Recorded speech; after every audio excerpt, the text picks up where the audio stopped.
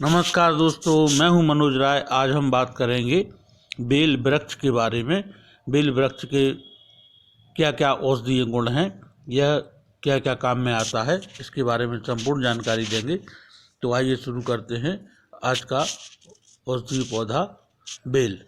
इसका वैज्ञानिक नाम है एगल मार्मेलोस। इसका कुल नाम है रूटेसी। अंग्रेजी में बेल फ्रूट ट्री और बेल कहते हैं। संस्कृत में बिल्व, श्रीफल, पूतिबात, शैलपत्र, लक्ष्मीपुत्र, शिवेष्ट। हिंदी में बेल, बिल्ली, श्रीफल। गुजराती, मराठी, बंगाली और उर्दू में बेल कहते हैं। बेल वृक्ष अति प्राचीन पूर्ण रूपेण भारतीय वृक्ष है। शास्त्र, पुराण एवं वैदिक साहित्य में इसे दिव्य वृक्ष कहा गया है। इस वृक्ष में लगे हुए पुराने पीले पड़े हुए फल वर्षोपरांत पुनः हरे हो जाते हैं। इसके तोड़कर रखे हुए पत्ते 6 माह तक ज्यों के त्यों बने रहते हैं एवं गुणहीन नहीं होते। इस वृक्ष की छाया शीतल और आरोग्यकारक है। इन्हीं दिव्य गुणों के कारण यह बहुत पवित्र एवं अशुद्धि निवारक माना जाता है। इसका रासायनिक संगठन है। बेल के अंदर टैनिक एसिड, एक उड़नशील तेल, एक कड़वा तत्व और एक चिकना लुआबदार पदार्थ पाया जाता है। इसकी जड़, पत्तों और छाल में शक्कर को कम करने वाले तत्व और टैनिन पाए जाते हैं। फल के गूदे में मार्सेलिनस तथा बीजों में पीले रंग का तेल, जो बहुत ही उत्तम विरेचन का कार्य करता है, पाया जाता है। इसके गुणधर्म हैं उष्ण है, कफवात शामक है, रोचक, दीपन, पाचन, हृदय, रक्त स्तंभन, कफग्न, मूत्र एवं तद्गत शर्करा कम करने वाला, कटु, पौष्टिक तथा अतिसार, रक्त अतिसार, प्रवाहिका, मधुमेह, श्वेत प्रदर, अति रजह स्त्राव, रक्तार्श नाशक होता है। बाल फल यानी जो शुरुआत वाले फल होते हैं तो उनके गुणधर्म लघु, तिक्त, कषाय, दीपन, पाचन, स्निग्ध, उष्ण तथा शूल, आमवात, संग्रहणी, कफातिसार, वात कफनाशक तथा आंत के लिए यह बल है, बलकारक है। तरुण या अर्ध पका हुआ फल लघु, कटु, कसेला और उष्ण गर्म रहता है। स्निग्ध, संकोचक, दीपन, पाचन, हृदय एवं कफवात नाशक है। बिल्व की मज्जा और बीज का तेल अति उष्ण, तीव्र वात शामक होता है। इसके पके हुए जो फल हुए तो गुरु भारी रहते हैं, कटु थोड़ा कसेला रहता है, तिक्त रस युक्त, मधुर रस मीठा इसमें प्रधान है, उष्ण दाहकारक, थोड़ा मृदु रेचक, अधिक मात्रा में कब्जकारक होता है, वातानुलोमक, वायु को उत्पन्न करने वाला, हृदय एवं बल्य है। इसके पत्ते संकोचक होते हैं, पाचक हैं, त्रिदोष विकार नाशक होते हैं, कफ निस्तारक यानी कफ को निकालने वाले, व्रण शोधक यानी घाव को शुद्ध करने वाले, शोथर सूजन को दूर करते हैं, वेदना यानी दर्द को दूर करना, विस्थापन तथा मधुमेह को, जलोदर को और कामला यानी पीलिया, ज्वर, नेत्राभिषेद आदि में बहुत उपयोगी है। मूल और छाल लघु, मधुर, बमन, शूल, त्रिदोष नाड़ी तंतुओं के लिए शामक, कुछ नशा पैदा करने वाली, ज्वर, अग्निमांद, अतिसार, प्रवाहिका, ग्रहणी, मूत्रक्रच, हृदय की दुर्बलता आदि में प्रयुक्त होती है। इसके औषधीय प्रयोग हैं दाह यानी जलन, तृष्णा यानी प्यास, अजीर्ण और अम्लपित्त के लिए तो 20 ग्राम बेलपत्र को 500 ग्राम जल में 3 घंटे तक डुबो कर रखें। प्रति 2 घंटे पर 20-20 ग्राम वही जल पिएं। आंतरिक दाह शांत हो जाता है। छाती में जलन हो तो पत्रों को जल के साथ पीसकर छानकर 20 ग्राम में थोड़ी मिश्री मिलाकर दिन में 3-4 बार पिलाएं तो इससे दाह और प्यास, अजीर्ण और अम्लपित्त की समस्या दूर होती है। 10 ग्राम इसके पत्तों का रस में काली मिर्च, सेंधा नमक, 1-1 ग्राम मिलाकर दिन में 3 बार पीने से भी यह दूर होती है। मंदाग्नि है अगर, तो बेल के इसकी गिरी का चूर्ण 100 ग्राम और अदरक 20 ग्राम दोनों को पीसकर थोड़ी शक्कर 50 ग्राम व इलायची 20 ग्राम चूर्ण मिलाकर रख लें। सुबह शाम भोजनोपरांत आधा चम्मच गुनगुने जल से लेने से आंव का पाचन होता है, भूख बढ़ेगी। बेलगिरी का फल मंदाग्नि और ज्वर में लाभदायक है। संग्रहणी बेलगिरी चूर्ण 10 ग्राम, सौंठ चूर्ण और पुराना गुड़ 6-6 ग्राम खरल कर दिन में 3 या 4 बार छाछ के साथ या मट्ठा के साथ 3 ग्राम की मात्रा में सेवन कराएं। भोजन में केवल छाछ ही दें तो संग्रहणी दूर हो जाती है।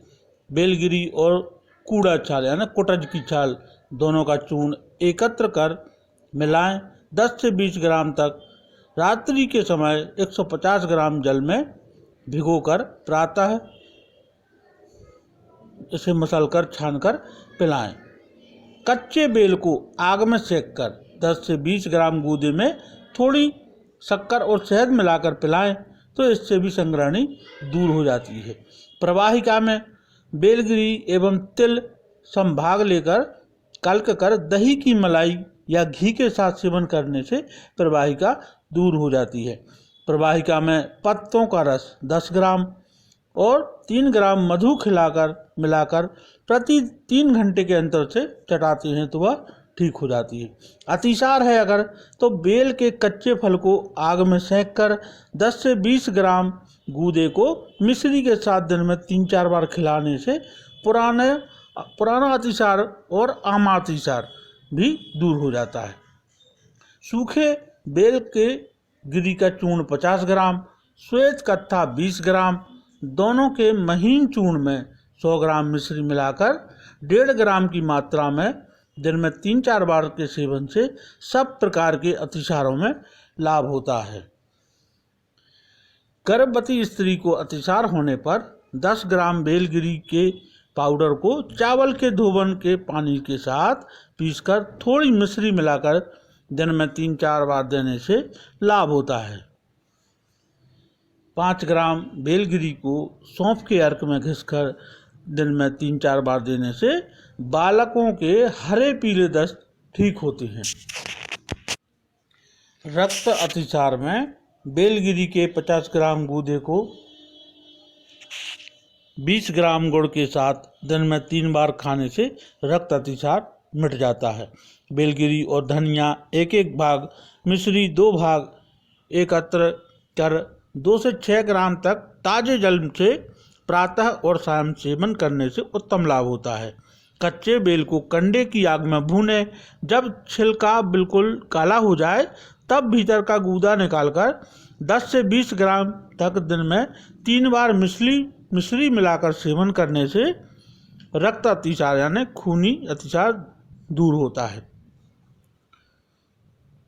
त्रसा, बमन, दाह, कोष्ठबद्धता और मंदाग्नि में पके फल के गूदे को शीतल जल में मसलकर छानकर मिश्री, इलायची, लौंग, काली मिर्च तथा किंचित कपूर मिलाकर शरबत बनाकर पीने से त्रसा, दाह, बमन, कोष्ठबद्धता तथा मंदाग्नि दूर होती है। जिन्हें कब्जियत की शिकायत हो वे इसे भोजन के साथ लें। 100 ग्राम गूदे को मसलकर छानकर उसमें थोड़ी शक्कर मिलाकर सेवन करने से भी लाभ होता है। 100 ग्राम गूदे को इमली के पानी के साथ थोड़ी शक्कर मिलाकर या दही के साथ शक्कर मिलाकर पीने से कोष्ठबद्धता यानी कब्ज तथा दाह दूर होती है। रक्तार्श है, यदि अर्श में ब्लीडिंग होती है तो बेलगिरी के चूर्ण में संभाग मिश्री मिलाकर 4 ग्राम तक शीतल जल के साथ सेवन कराने से रक्तार्श में शीघ्र लाभ होता है। रोगी के मस्सों में विशेष वेदना हो तो बिल्व मूल यानी उसकी जड़ का क्वाथ तैयार कर उसकी पानी से सिकाई करनी चाहिए। रोगी को एक टब में उसको डालकर गर्म कुनकुने पानी को उसमें बैठने से शीघ्र ही वेदना इसकी दूर होती है।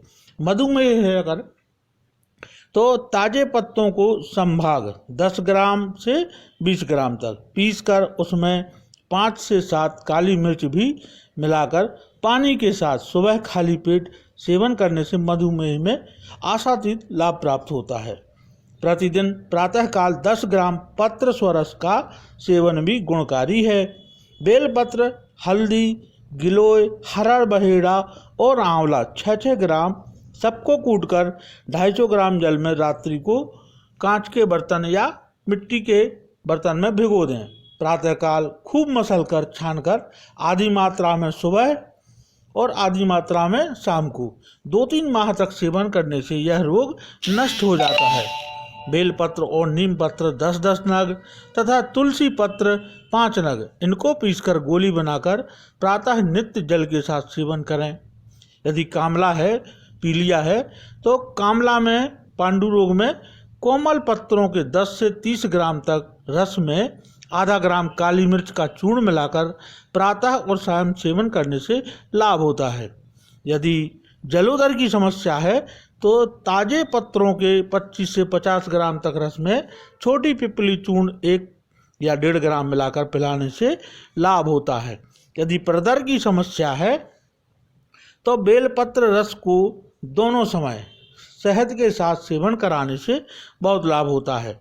यदि बहुमूत्र यानी बहुत ज़्यादा बार बार बाथरूम लगती है, पेशाब आती है, तो बेलगिरी 10 ग्राम और सौंठ 5 ग्राम इनको कूटकर 400 ग्राम जल में अष्टमांश क्वाथ सिद्ध कर सुबह शाम सेवन कराते रहने से 5 दिन में पूर्ण लाभ हो जाता है।